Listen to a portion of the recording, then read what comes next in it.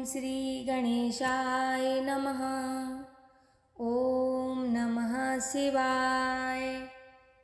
ॐ त्र्यम्बकं यजामहे सुगन्धिं पुष्टिवर्धनम् उर्वारुकमिव बन्धनान् मृत्युमूर्च्छियमामृतात्।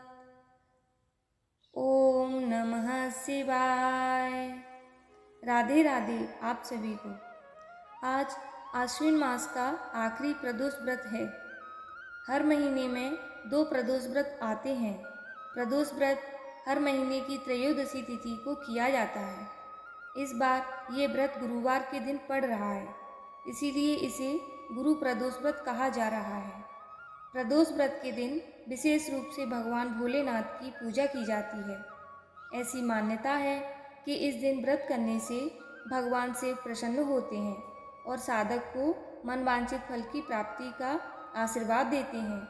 इस व्रत को श्रद्धापूर्वक करने से साधक को तमाम संकटों से छुटकारा मिल जाता है।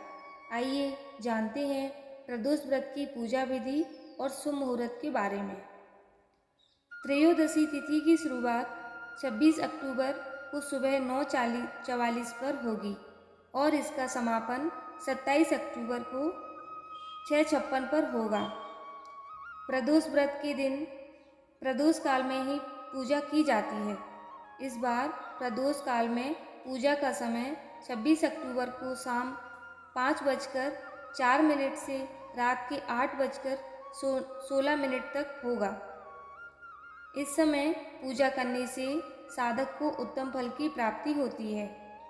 गुरु प्रदोष व्रत के दिन सुबह स्नान आदि से निवृत्त होकर व्रत का संकल्प लें। उसके बाद भगवान शिव की पूजा कर उनके आगे धूप दीप जलाएं। इस दिन मंदिर जाकर पूजा करना भी शुभ होता है और शिवलिंग पर जल चढ़ाएं। शाम के समय पूजा के लिए साफ चौकी पर शिव की मूर्ति स्थापित करें। उसके बाद शिव चालीसा तथा कथा का पाठ करें। अंत में शिव जी की आरती कर भोग लगाएं। प्रदोष व्रत को सभी व्रतों से अधिक शुभ और महत्वपूर्ण माना जाता है। मान्यता है कि इस व्रत को लगातार 1 साल तक करने से महादेव सभी मनोकामनाएं पूरी करते हैं। इस व्रत को करने से साधक की तमाम परेशानियों का नाश हो जाता है। जो भी व्यक्ति प्रदोष व्रत को सच्चे मन से भगवान शंकर उसकी सारी इच्छाओं की पूर्ति करते हैं। साथ ही इस कथा के बिना प्रदोष व्रत अधूरा माना जाता है। आइए सुनते हैं प्रदोष व्रत की यह पावन कथा। एक बार इंद्र और वृत्रासुर में घनघोर युद्ध हुआ। उस समय देवताओं ने दैत्य सेना को पराजित कर नष्ट भ्रष्ट कर दिया। अपना विनाश देख वृत्रासुर अत्यंत क्रोधित हो स्वयं युद्ध के लिए उद्यत हुआ। मायावी असुर ने आसुरी माया से भयंकर विकराल रूप धारण किया। उसके स्वरूप को देख इंद्रादि सब देवताओं ने इंद्र के परामर्श से परम गुरु बृहस्पति जी का आह्वान किया। गुरु तत्काल आकर कहने लगे, हे देवेंद्र, अब तुम वृत्रासुर की कथा ध्यानमग्न होकर सुनो। वृत्रासुर प्रथम बड़ा तपस्वी कर्मनिष्ठ था।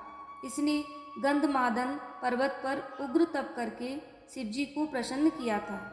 पूर्व समय में यह चित्ररथ नाम का राजा था। तुम्हारे समीप जो सुरम्य वन है वह इसी का राज्य था।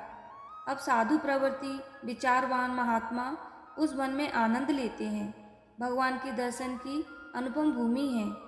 एक समय चित्ररथ स्वेच्छा से कैलाश पर्वत पर चला गया। भगवान का स्वरूप और वाम अंग में जगदम्बा को विराजमान देख चित्ररथ हंसा और हाथ जोड़कर शिव शंकर से बोला, हे प्रभु, हम माया मोहित हो विषयों में फंसे रहने के कारण स्त्रियों के वशीभूत रहते हैं, किंतु देवलोक में ऐसा कहीं मोचर नहीं हुआ कि कोई स्त्री सहित सभा में बैठे। चित्ररथ के ये वचन सुनकर सर्वव्यापी भगवान शिव हंसकर बोले कि हे राजन, मेरा व्यवहारिक दृष्टिकोण पृथक है। मैंने मृत्युदाता कालकूट महाविष का पान किया है, फिर भी तुम साधारण जनों की भांति मेरी हंसी उड़ाते हो। तभी पार्वती क्रोधित हो चित्ररथ की ओर देखती हुई कहने लगी, ओ दुष्ट, तूने सर्वव्यापी महेश्वर के साथ मेरी भी हंसी उड़ाई है। तुझे अपने कर्मों का फल भोगना पड़ेगा। उपस्थित सभासद महान विशुद्ध प्रकृति के शास्त्र तनवान वेशी हैं और सनक सनंदन सनत कुमार हैं। वे सर्व अज्ञान के नष्ट हो जाने पर से भक्ति में तत्पर हैं। अरे मूर्खराज, तू अति चतुर है, अतएव मैं तुझे वह शिक्षा दूंगी कि फिर तू ऐसे संतों के मजाक का दुस्साहस भी नहीं करेगा। अब तू दैत्य स्वरूप धारण कर विमान से नीचे गिर। तुझे मैं शाप देती हूँ कि अभी पृथ्वी पर चला जा। जब जगदम्बा भवानी ने चित्ररथ को ये शाप दिया तो वह तत्क्षण विमान से गिरकर राक्षस योनि को प्राप्त हो गया और प्रख्यात महासुर नाम से प्रसिद्ध हुआ। तवष्टा नामक ऋषि ने उसे श्रेष्ठ तप से उत्पन्न किया और वह वही वृतासुर से भक्ति में ब्रह्मचार्य से रहा। इस कारण तुम उसे जीत नहीं सकते। अतएव मेरे परामर्श से यह प्रदोष व्रत करो, जिससे महाबलशाली दैत्य पर विजय प्राप्त कर सकूं। गुरुदेव के वचनों को सुनकर सब देवता प्रसन्न हुए और गुरुवार त्रयोदशी व्रत विधि विधान से किया। मैं आपको प्रदोष व्रत की एक और पावन कथा सुनाने जा रही हूँ। प्राचीन काल में एक गरीब पुजारी हुआ करता था। उस पुजारी की मृत्यु के बाद उसकी विधवा पत्नी अपने भरण पोषण के लिए पुत्र को साथ लेकर भीख मांगती हुई शाम तक घर वापस आती थी। एक दिन उसकी मुलाकात विदर्भ देश के राजकुमार से हुई, जो कि अपने पिता की मृत्यु के बाद दर दर भटकने लगा था। उसकी यह हालत पुजारी की पत्नी से देखी नहीं गई। वह उस राजकुमार को अपने साथ अपने घर ले आई और पुत्र जैसा रखने लगी। एक दिन पुजारी की पत्नी अपने साथ दोनों पुत्रों को सांडिल्य ऋषि के आश्रम ले गई। वहाँ उसने ऋषि से शिवजी के प्रदोष व्रत की कथा एवं विधि सुनी तथा घर जाकर अब वह भी प्रदोष व्रत करने लगी। एक बार दोनों बालक वन में घूम रहे थे। उनमें से पुजारी का बेटा तो घर लौट गया, परंतु राजकुमार वन में ही रह गया।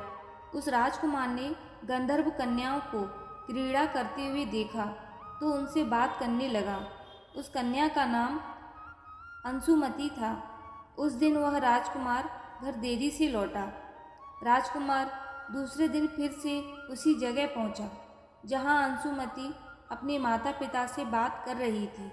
तभी अंशुमति के माता पिता ने उस राजकुमार को पहचान लिया तथा उससे कहा कि आप तो विदर्भ नगर के राजकुमार हो ना, आपका नाम धर्मगुप्त है।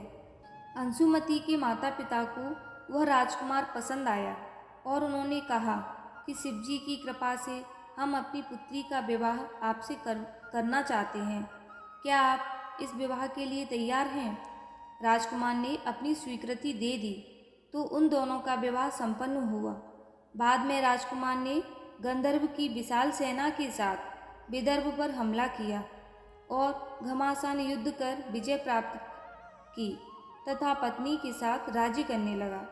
वहाँ उस महल में वह पुजारी की पत्नी और पुत्र को आदर के साथ ले आया तथा साथ रखने लगा।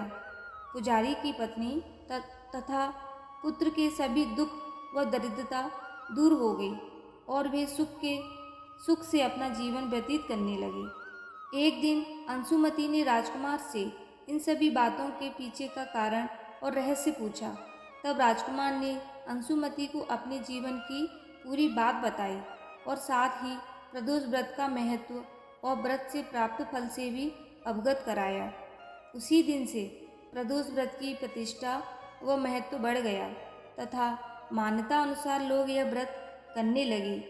कई जगहों पर अपनी श्रद्धा के अनुसार स्त्री पुरुष दोनों ही यह व्रत करते हैं। इस व्रत को करने से मनुष्य के सभी कष्ट और पाप नष्ट होते हैं एवं मनुष्य को अभिष्ट की प्राप्ति होती है। ओम नमः शिवाय। राधे राधे। भगवान शिव आपकी सभी मनोकामनाओं को पूरी करें। और आपके घर में आनंद मंगल बने रहे। राधे राधे।